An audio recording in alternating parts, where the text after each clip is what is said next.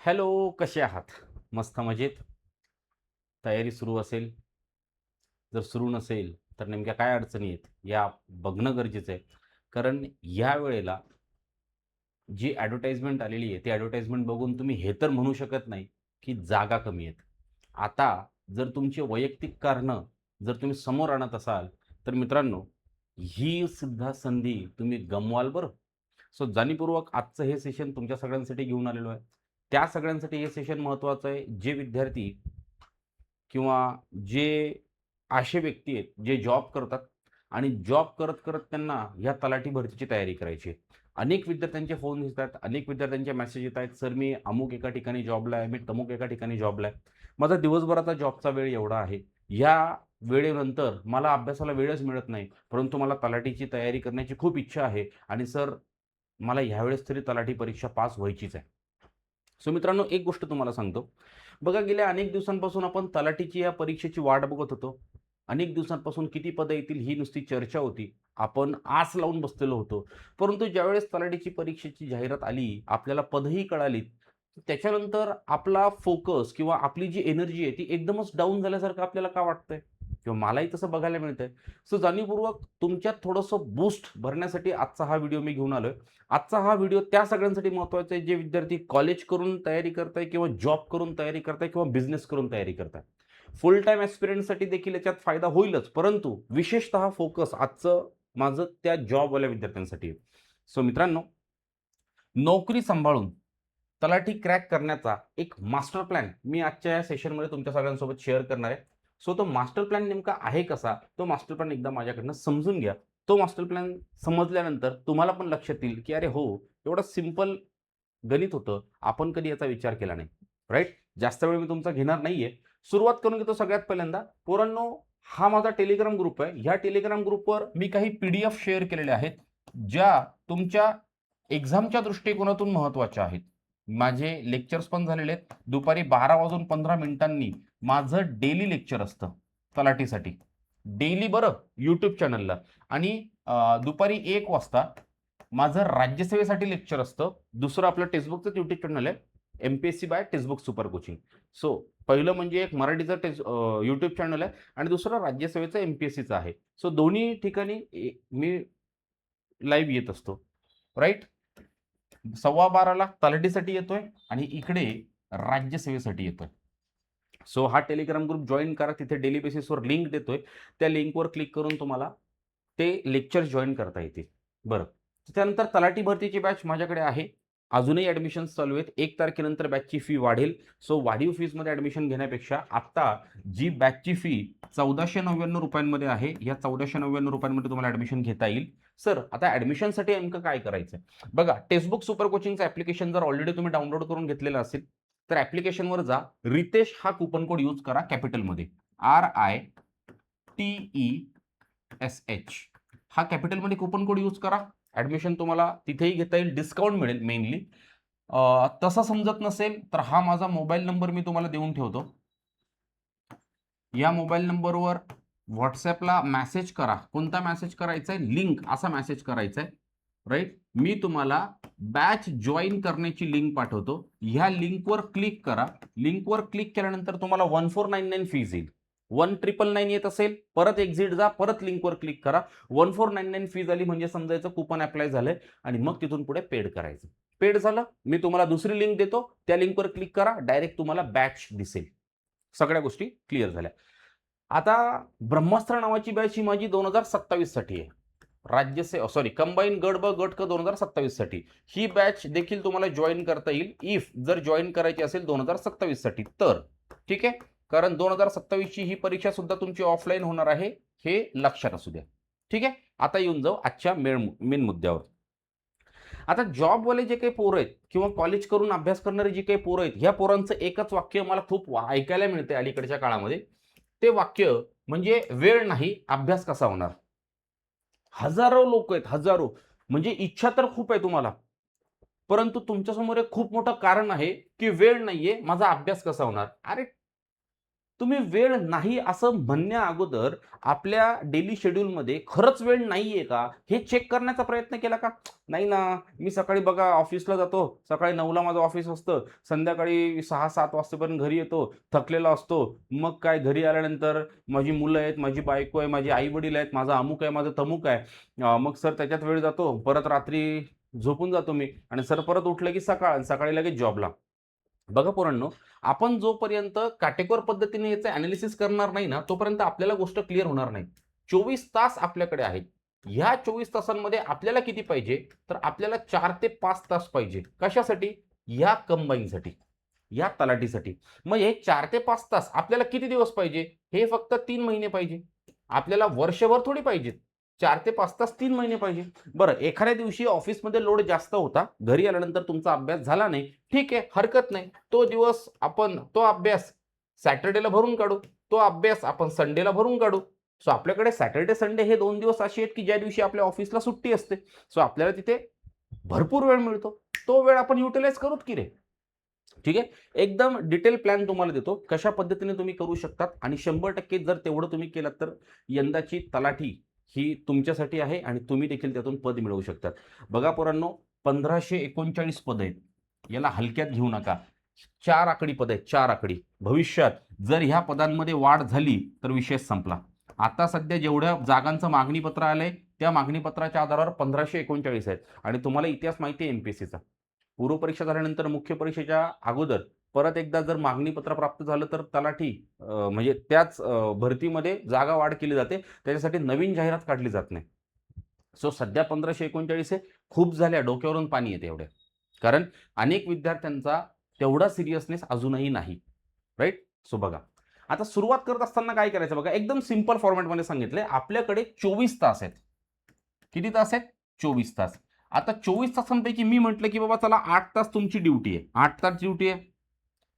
8 तासच आहे ना ड्युटी, त्याच्यापेक्षा जास्त तर नाही आहे. चला 8 तास ड्युटी झाली. 8 तास तुमची झोप आहे. काही विद्यार्थी 7 तास झोपत असतील, काही विद्यार्थी 8 तास झोपत असतील. आता आपण पकडलं तर साधारणतः 15 ते 16 तास तुमचे ह्या ठिकाणी गेले. 15 ते 16 तास तुमचे गेले. पण आपल्याकडे वेळ किती आहे? 24. म्हणजे आपल्याकडे आपल्याकडे 8 ते 9 तास शिल्लक आहेत. बरोबर आहे?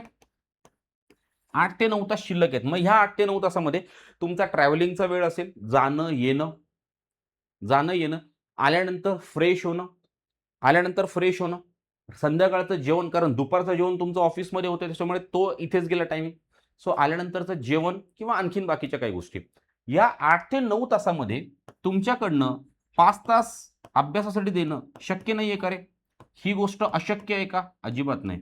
हे 100% शक्य आहे.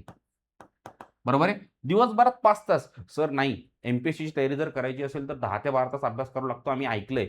अरे सांगणाऱ्यांनी सांगितलं आणि ऐकणाऱ्यांनी ऐकलं. पण खरंच 10 ते 12 तास अभ्यास केला तरच पोस्ट निघते आणि 4 ते 5 तास अभ्यास जर व्यवस्थित फोकस स्टडी केला तर पोस्ट निघत नाही. असं कोणी सांगितलंय का? नाही ना. सो 4 ते 5 तास जरी तुम्ही अभ्यास केलात, 6 तास अभ्यास केलात, तो अभ्यास फोकस्ड असेल, जे पाहिजे तेच जर केलं, परीक्षेला जे येतं तेच जर वाचलं, तर तिथेही आपल्याला पोस्ट मिळेलच की रे. सर परीक्षेला जे येईल तेच जर वाचलं, असं तुम्ही कसं काय म्हणू शकता? अरे पी-वाय-क्यू आपल्याकडे आहेत. कोणत्या टॉपिकवर आयोग सर्वाधिक प्रश्न विचारतात ते टॉपिक्स आपल्याला माहिती आहेत. मग तेवढेच टॉपिक करून जा की रे परीक्षेला. अरे हो, हा एक भारी पॉइंट आहे. म्हणजे ऑलरेडी आपल्याला माहिती आहे. समजा पॉलिटी विषय घेतला तर यामध्ये हे टॉपिक्स आहेत. जिओग्राफी घेतला यामध्ये हे टॉपिक्स आहेत. हिस्ट्री घेतला यामध्ये हे टॉपिक्स आहेत. बरं तेवढेच टॉपिक जर आपण करून गेलो, आपला स्कोर येईल की रे? आणि एवढ्या जागा आहेत म्हटल्यावर यंदाचं मेरिट कमी असेल की जास्त? कमी असेल. बरं, दुसरा मुद्दा. यापूर्वी तलाठीची भरती सरळ सेवेच्या माध्यमातून व्हायची. पहिल्यांदा ती भरती एमपीएससीच्या माध्यमातून घेतली जाणार आहे. म्हटल्यावर लगेच काठिण्य पातळी एमपीएससीची हाय होणार आहे का? नाही ना. कारण ते सुद्धा पोरं पहिल्यांदा इकडे येत आहेत. याचा अर्थ असा की इथे आपल्याला काही ना काहीतरी सॉफ्ट कॉर्नर असेल. हा, बरं त्यातल्या त्यात तलाठी गट क मध्ये आहे ना की गट ब मध्ये. जर गट ब मध्ये असती तर मी एक वेळ म्हटलो असतो की नाही थोडीशी परीक्षा अवघड येऊ शकते, परंतु ती गट क मध्ये येणार आहे. मग जर गट क मध्ये आहे आणि गट क मध्ये येणारे प्रश्न सोडवण्याची आपली हे नसेल, म्हणजे तयारी नसेल, तर मग तुम्ही तलाठीची तयारी काय, तुम्ही कोणत्याच परीक्षेची तयारी करू शकत नाही. बरोबर आहे? एकदम सिंपल सांगतोय, काहीच अवघड सांगत नाहीये. उरलेला जो वेळ आहे, याचं आपल्याला प्रॉपर प्लॅनिंग करायचंय. याचं प्रॉपर प्लॅनिंग झालं म्हणजे आपली तयारीला सुरुवात झाली. ठीक आहे? आता जाऊ थोडंसं पुढे. आता उरलेला जो काही वेळ आहे, त्याचे 2 भाग मी केले. एक सकाळचा वेळ आणि एक रात्रीचा वेळ. बरोबर आहे? बरं, सकाळी 5:30 ते 7:30. बरं, मी काय खूप जास्त अर्ली मॉर्निंग पण सांगत नाहीये. 2:30 ला उठा, 3 ला उठा, 3:30 ला उठा, 4 ला उठा असंही नाही सांगत आहे. 5:30 ला उठा. तेवढं तर आपण ऍडजस्ट करू शकतो. इथे आपल्याला फक्त 2 तास पाहिजे. म्हणजे 5 तासामधले 2 तास आपले इकडे निघाले. 2 तास निघाले. राहिले 3 तास. रात्री तुम्ही ऑफिसमधून आलात 8:30 ते 11:30. बरं, असंही म्हणत नाहीये की नाही नाही 2-2 वाजेपर्यंत अभ्यास करत बसा. नॉर्मली झोपायचा वेळ आपला 11:30चा आहे. 11, 11:30, 12. राईट? सो इथे तुम्हाला 2.5 ते 3 तास मिळतात. झाले की रे तुमचे 4:30 ते 5 तास अभ्यास. जमलं?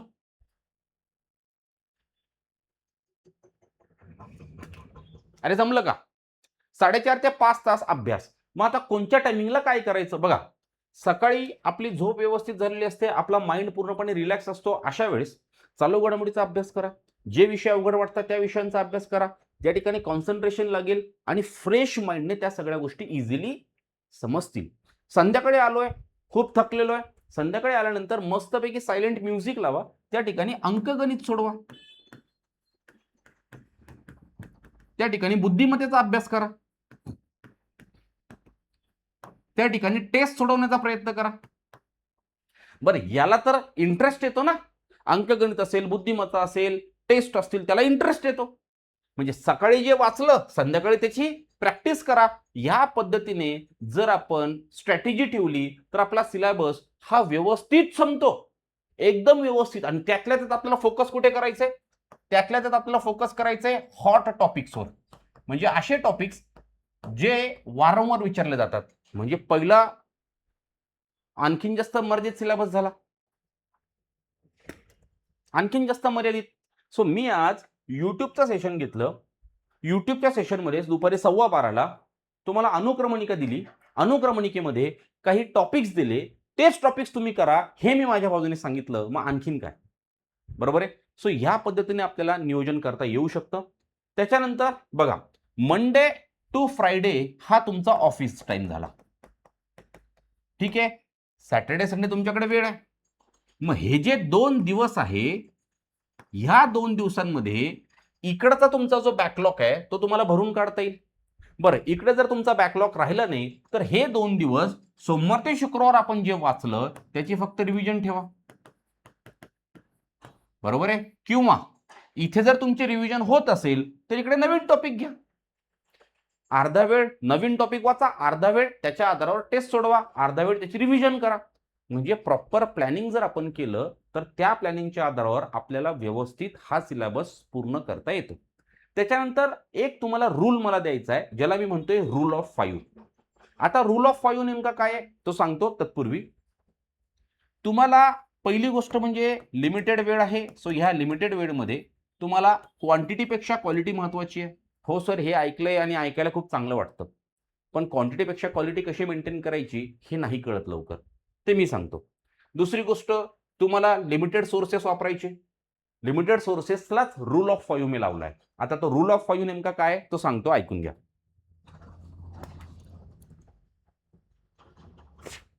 त्याच्यानंतर वीकेंडचा पुरेपूर वापर आपल्याला करायचा आहे आणि पीवायक्यूचा अनालिसिस करायचं आहे.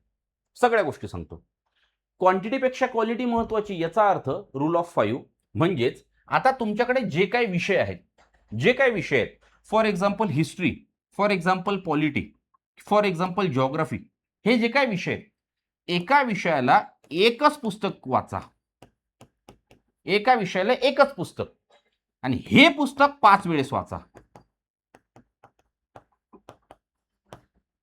एका विषयाला 5 पुस्तक वाचू नका. 5 पुस्तक एक वेळेस वाचण्यापेक्षा एक पुस्तक 5 वेळेस वाचा, अभ्यास होईल. 5 पुस्तक एक वेळेस नाही, एक पुस्तक मल्टिप्लाय बाय 5. रूल ऑफ 5 आपल्याला लावायचा. रूल ऑफ 5 आपण लावला, 100% त्या गोष्टी आपल्या डोक्यात जातात. पहिल्या वेळेस अर्ध पुस्तक समजलेलं असेल, दुसऱ्या वेळेस आणखीन थोडं समजेल, तिसऱ्या वेळेस आणखीन थोडं, चौथ्या वेळेस आणखीन थोडं, पाचव्या वेळेस पूर्ण पुस्तक होऊन जाईल. सर मग एवढा वेळ आहे का? मी अख्खं पुस्तक वाचायला लावतच नाहीये. अख्खं पुस्तक वाचायला लावतोय का? नाही. मी PYQ विश्लेषण का टाकलंय? कारण इथे आपल्याला कळतात हॉट टॉपिक्स. कोणते टॉपिक्स? ज्या टॉपिक्सवर आयोग वारंवार प्रश्न विचारतात. बरं, एवढं सांगूनही जर अडचणी वाटत असतील तर शेवट हा मोबाईल नंबर आहे. बरोबर आहे? शेवट हा मोबाईल नंबर, याच्यावर कॉन्टॅक्ट करायचा, माझ्यासोबत बोलायचं, मी तुम्हाला सांगतो. आणि बॅच जॉईन करायची असेल, लिंक मेसेज करायचा.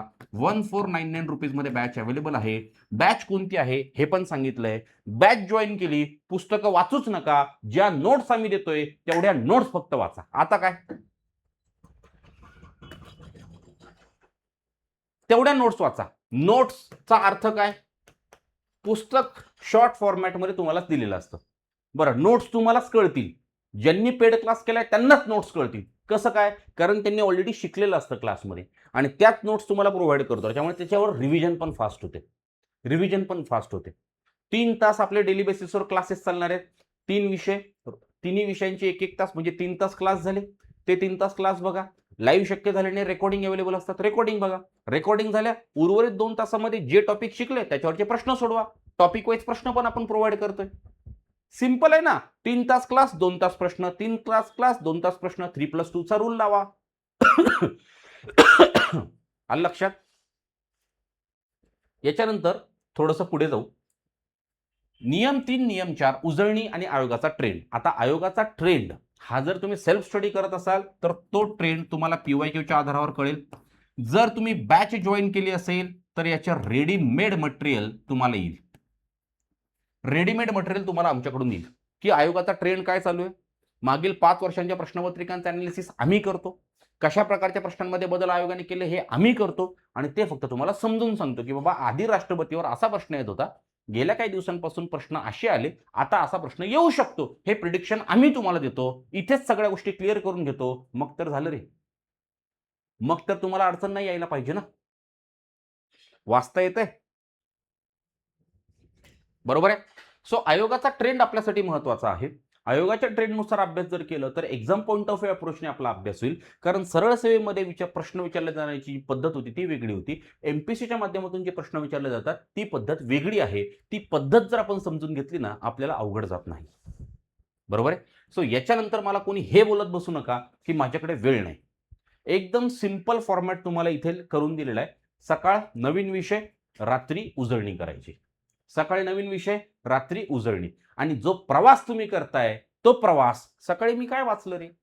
पॉलिटीमध्ये मी राष्ट्रपती वाचला. राष्ट्रपतींसंदर्भात काय वाचलं रे? राष्ट्रपतींच्या निवडणुकीमध्ये कोणाकोणाचा समावेश होतो? आठवण्याचा प्रयत्न करा. आठवलं तर ठीक, नाही आठवलं तर रात्री आपली त्याची रिव्हिजन होणारच आहे की रे. चिंतन मनन हा सुद्धा अभ्यासाचाच एक पार्ट आहे. जे काय आपण वाचतो ते आठवणे हा सुद्धा अभ्यासाचाच एक भाग आहे. फक्त पुस्तक डोळ्यासमोर घेऊन मी बसलो आणि मी वाचन करतोय म्हणजे अभ्यास, ही चुकीची कॉन्सेप्ट आहे.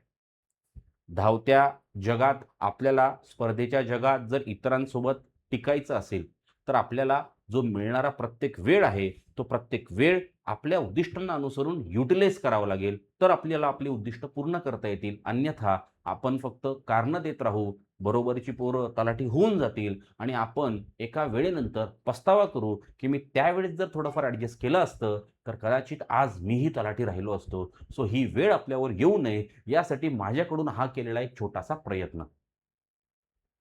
वेळ नाही हे केवळ कारण आहे. इच्छाशक्ती असेल तर नोकरीसोबत अधिकारी बनण्याचे स्वप्न नक्कीच सत्यात उतरू शकते. तुमची मेन इच्छाशक्ती मला पाहिजे आणि ती जर तुमच्याकडे असेल तर मी तुमचं वेलकम करतो. या सोबत अभ्यास करू. मी सगळं तयार करून देतो. तुम्ही फक्त त्याचं वाचन करा. सगळं तयार करून देतो. तुम्ही फक्त वाचन करा आणि जर निर्णय घेतलाच असेल तर तो बरोबर करण्यासाठी एकदा नक्की बोला. काय तुमच्या अडचणी आहेत? काय तुमचा प्रॉब्लेम आहे? सगळं सॉल्व्ह करू. आणि बॅच जॉइन करायची असेल तर सध्या 1499 रुपीजमध्ये बॅच आहे. डायरेक्ट ॲप्लिकेशनवर जाऊन रितेश हा कूपन कोड जर यूज करत असाल तरीही तुम्हाला बॅच मिळेल किंवा ह्या मोबाईल नंबरवर लिंक असा मेसेज करा, तुम्हाला बॅच मिळून जाईल. ठीक आहे. या पलीकडे आणखीन वेगळ्या शब्दात मी काय समजून सांगू? तुम्ही मला सांगा. विचार करा. बॅक एंड माइंडला कुठे ना कुठेतरी असं वाटत असेल ना, की सालं करून तर बघू, करून तर बघू. तर या. थांबतो मी आता. भेटू पुन्हा एकदा. Thank you.